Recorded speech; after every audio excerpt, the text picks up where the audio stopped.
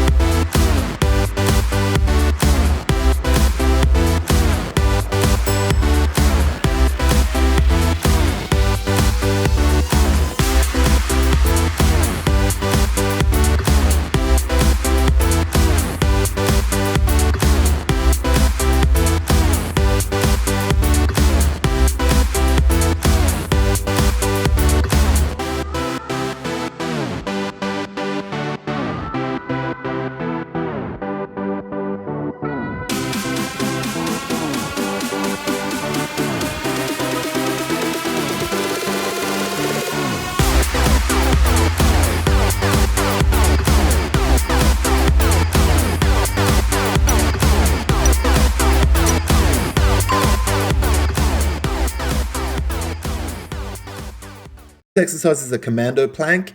So we're starting on our hands and then dropping down to your elbows, one arm at a time. And we just want to try and make sure we keep our core engaged by tucking our tailbone in marginally and just having good control as far as the up-down motion is concerned. This is a great core exercise, but it's also a good chest and triceps exercise as well. And you're going to get some of it in the anterior of your shoulders too.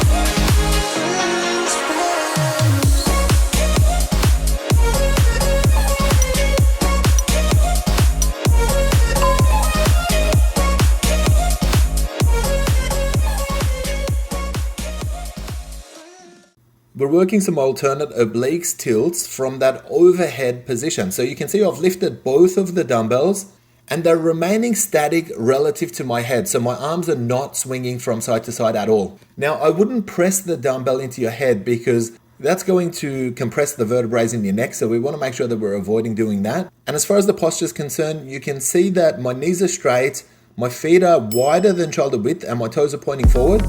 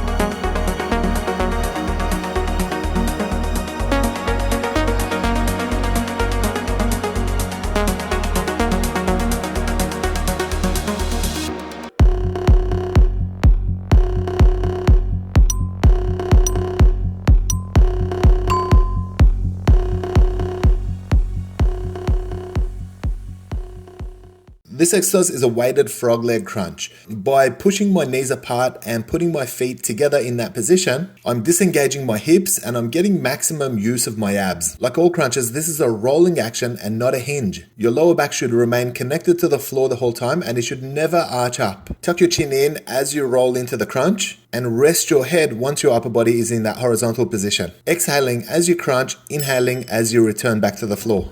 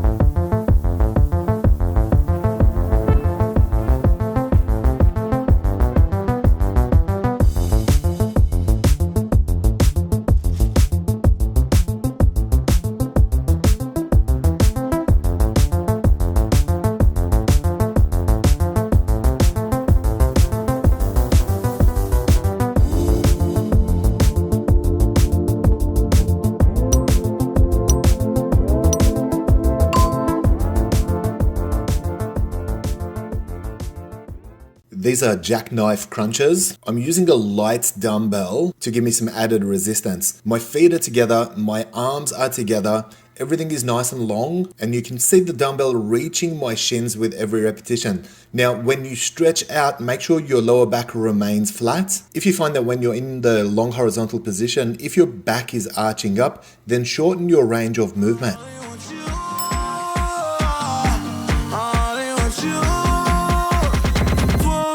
Closer.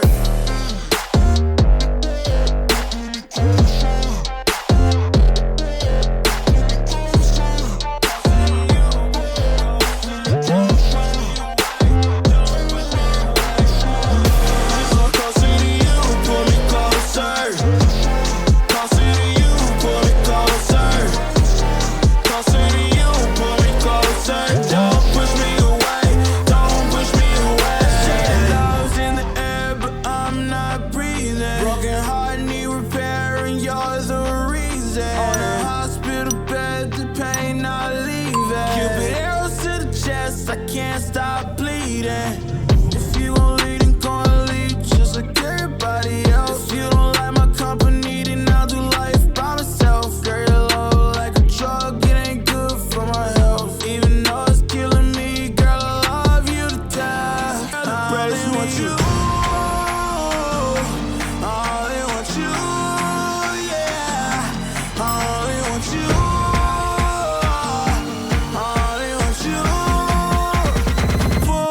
Close.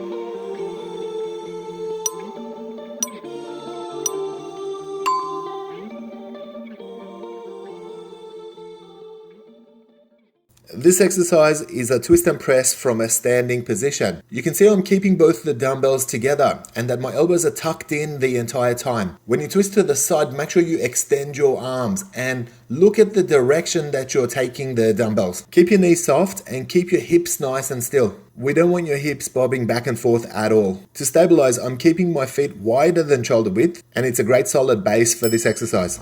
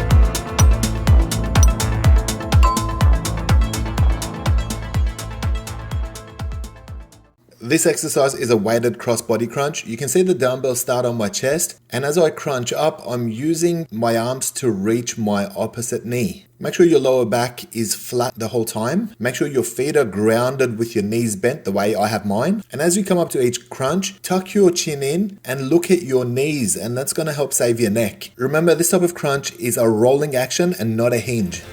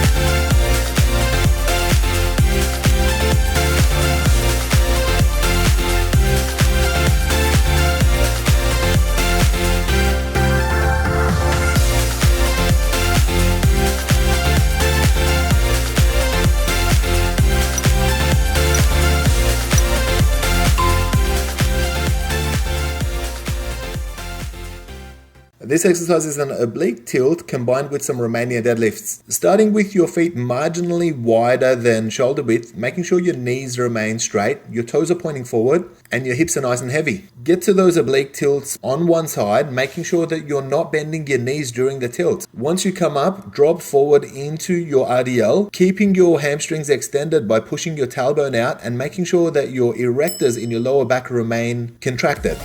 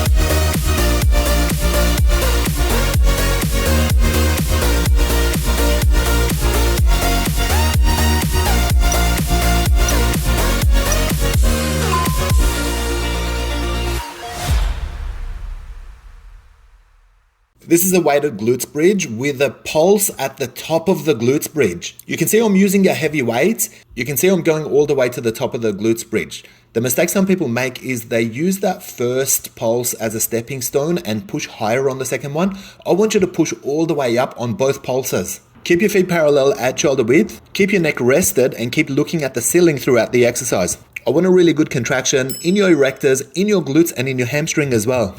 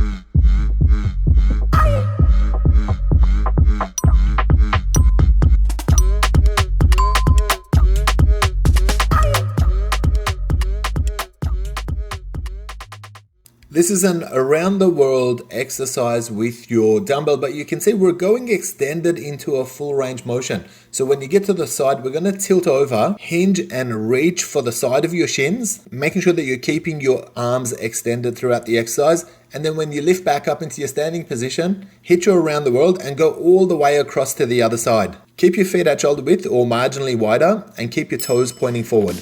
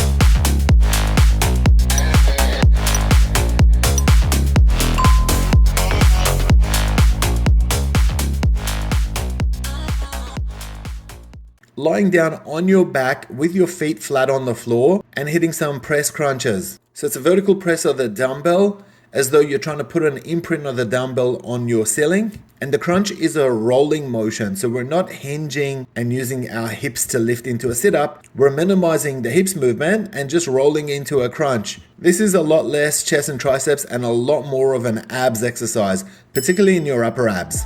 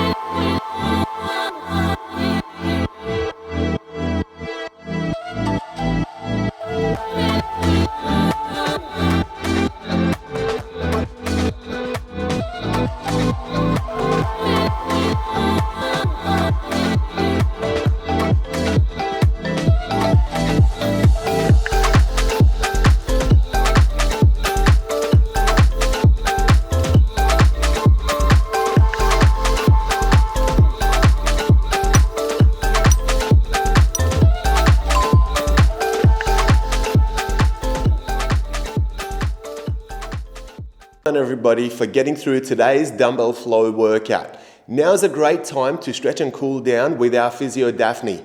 Her stretching playlist is linked to the end of this video, so be sure to check it out. Alternatively, now's a great opportunity to accelerate body fat loss by doing around 20 minutes of mild cardio such as a brisk walk. Do it right now while your body is low in glucose energy to optimize fat loss results. I want to thank you guys for training with me, and I look forward to seeing you very soon for another result-driven and effective workout right here. Look after yourselves and each other.